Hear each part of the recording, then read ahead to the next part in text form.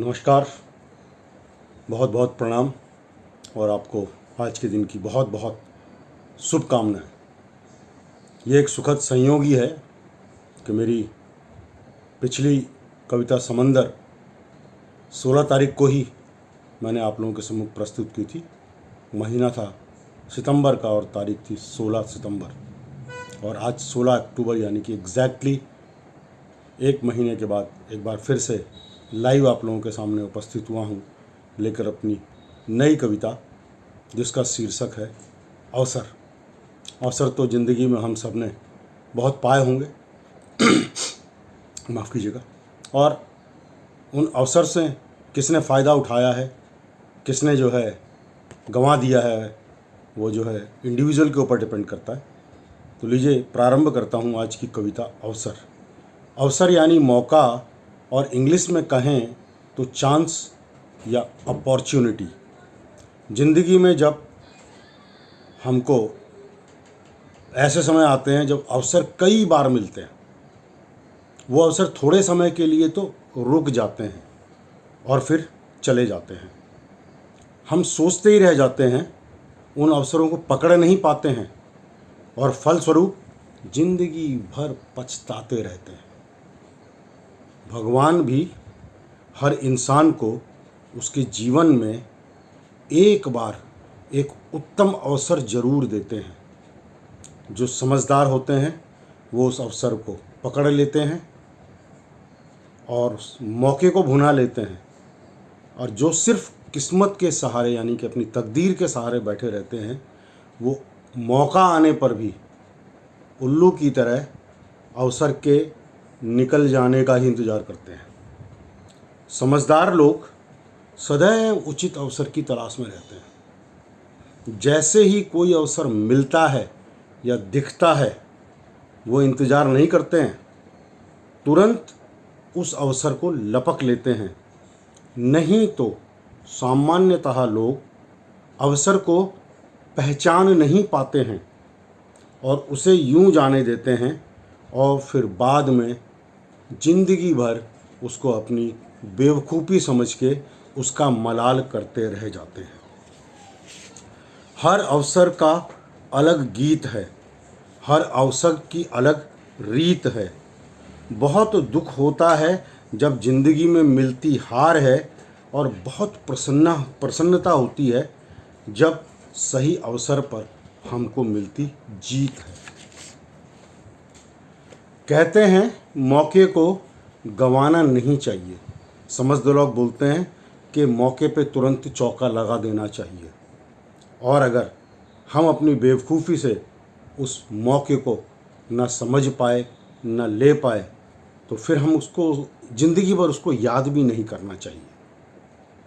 अवसर खुशी के होते हैं, अवसर दुख के होते हैं, अवसर प्यार के होते हैं, अवसर नफ़रत के होते हैं, अवसर सफलता के होते हैं, अवसर विफलता के होते हैं।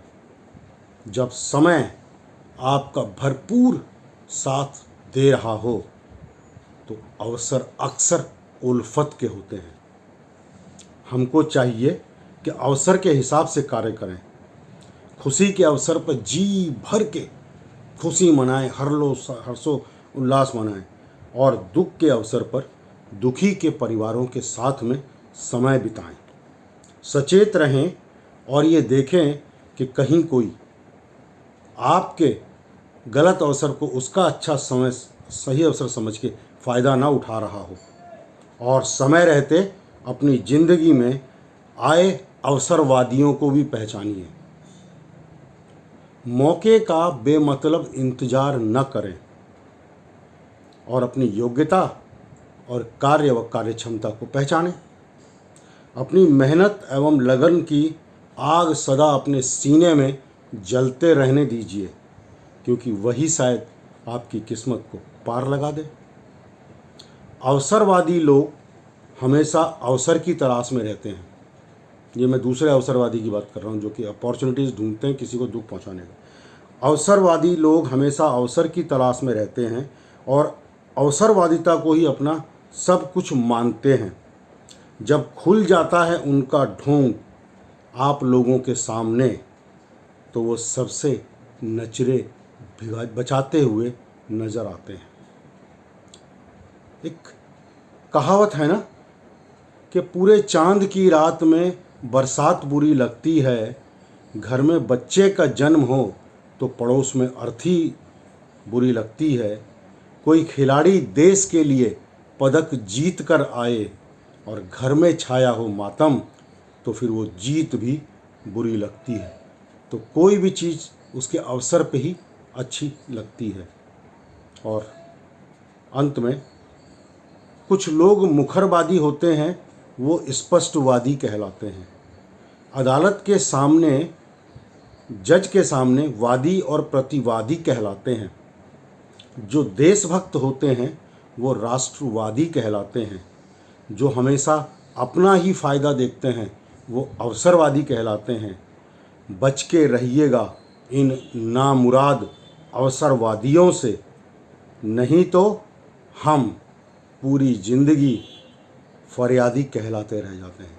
तो हमको फरियादी नहीं बनना है, हमको खाली फरियादी सिर्फ़ और सिर्फ परम पिता परमेश्वर के सामने बनना है और जो भी मांगना है उसी से मांगना है। उसके लिए अवसर की कभी भी अपने को प्रतीक्षा नहीं करनी है। जितना ज़्यादा सुख में सुमिरन करेंगे आपको दुख का अवसर नहीं मिलेगा। आपने मेरी कविता को सुना, आशा है कि आपको और कविताओं की तरह ये कविता भी अच्छी लगेगी। दशहरा तो बीत गया, आप लोगों ने बहुत अच्छी तरीके से हर्षोल्लास के साथ में दशहरे को मनाया होगा। अब चूँकि दिवाली कुछ ही दिनों के बाद आ रही है, शायद तब तक मेरी कविता ना आ पाए। तो अगर कविता नहीं आई, उसके बाद आई दिवाली के बाद, तब तक के लिए आप सबको दिवाली की ढेर सारी शुभकामनाएं। घर में दीप प्रज्वलित कीजिए, खुशियां मनाइए। ऐसा कोई भी काम मत करिए जिससे पर्यावरण को नुकसान हो। और ये देखिए कि आपकी खुशी के साथ साथ बाकी लोग भी जो हैं खुशी को सेलिब्रेट कर सकें। तो दिवाली के प्रकाश पर्व की ढेर सारी शुभकामनाओं के साथ मैं आपका मित्र ब्रजमोहन थपलियाल आपसे विदा चाहता हूँ। भारत माता की जय। वंदे मातरम।